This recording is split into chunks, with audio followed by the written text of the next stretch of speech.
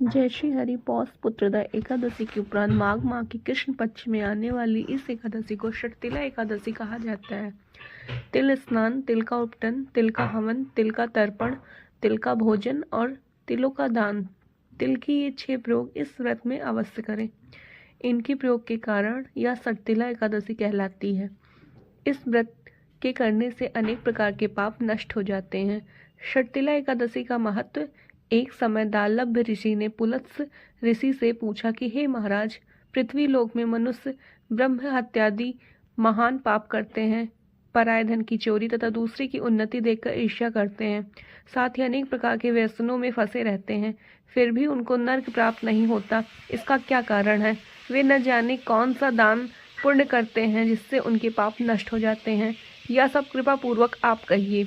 पुलत्स मुनि कहने लगे कि हे महाभाग, आपने मुझसे अत्यंत गंभीर प्रश्न पूछा है। इससे संसार के जीवों का अत्यंत भला होगा। इस भेद को इंद्र आदि भी नहीं जानते, परंतु मैं आपको यह गुप्त तत्व अवश्य बताऊंगा। उन्होंने कहा कि माघ मास लगते ही मनुष्य को स्नान आदि करके शुद्ध रहना चाहिए। इंद्रियों को वश में कर काम, क्रोध, लोभ, मोह, अहंकार, ईर्ष्या तथा द्वेष आदि का त्याग कर भगवान का स्मरण करना चाहिए। पुष्य नक्षत्र में गोबर, कपास, तिल मिलाकर उनके कंडे बनाना चाहिए। उन कंडों से 108 बार हवन करना चाहिए। उस दिन मूल नक्षत्र हो और एकादशी तिथि हो तो अच्छे पुण्य देने वाले नियमों को ग्रहण करें। स्नान आदि नित्य क्रिया से निवृत्त होकर सब देवताओं के देव श्री भगवान का पूजन करें और एकादशी व्रत धारण करें। रात्रि को जागरण करना चाहिए। उसके दूसरे दिन धूप, दीप, नैवेद्य आदि से भगवान का पूजन करके खिचड़ी का भोग लगाएं। तत्पश्चात पेठा, नारियल, सीताफल या सुपारी का अर्घ देकर स्तुति करना चाहिए। हे भगवान, आप दीनों को शरण देने वाले हैं, इस संसार सागर में फंसे हुए का उद्धार करने वाले हैं। हे पुंडरीकाक्ष, हे विश्वभावन, हे सुब्रह्मण्य, हे पूर्वज, हे जगतपते, आप लक्ष्मी जी सहित इस तुच्छ अर्घ को ग्रहण करें। इसके पश्चात जल से भरा कुंभ घड़ा ब्राह्मण को दान करें तथा ब्राह्मण को श्यामा गौ और तिल पात्र देकर भी उत्तम है। तिल स्नान और भोजन दोनों ही श्रेष्ठ है। इस प्रकार जो मनुष्य जितने तिलों का दान करता है उतने ही 1000 वर्ष स्वर्ग में वास करता है। इतना कहकर पुलत्स ऋषि कहने लगे कि अब मैं तुमसे इस एकादशी की कथा कहता हूँ। षटतिला एकादशी व्रत कथा।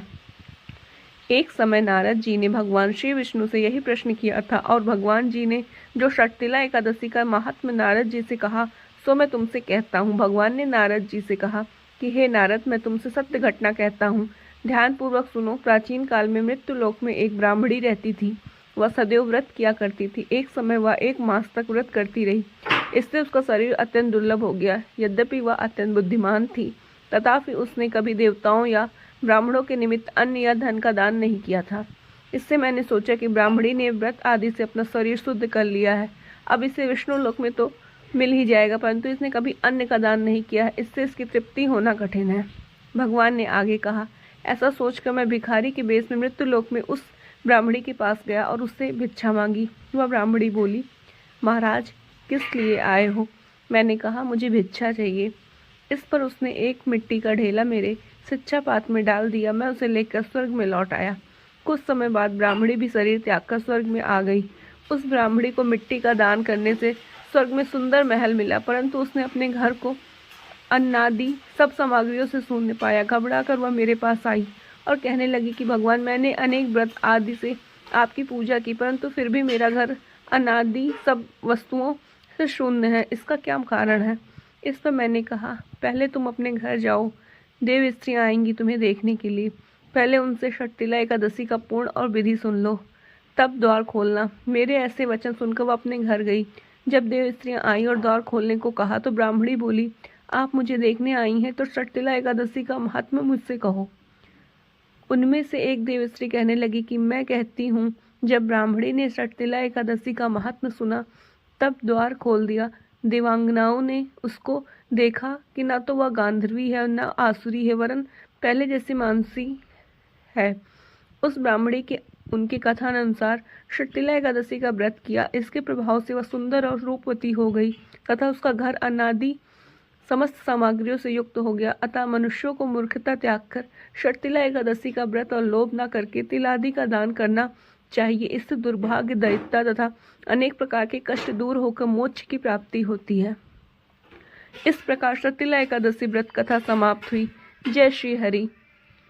यह कथा आपके लिए